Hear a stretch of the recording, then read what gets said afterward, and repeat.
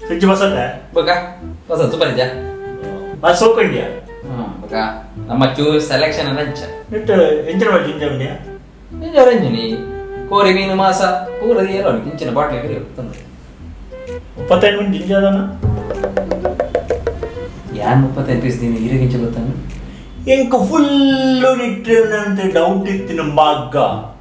ಈ ಉಪ್ಪುಂಡ್ಲ ಒರಿಯೆ ಈ ಪೂರ ಬೊಚ್ಚಂದ್ರೆ ಮಕ್ಕನಿಗೆ ಗೊತ್ತುಂಡು ಈ 35 ಪೀಸ್ ಜಿಂಜರ್ ಕನ್ಫರ್ಮ್ ಎಂಕ ಗೊತ್ತಿತ್ತು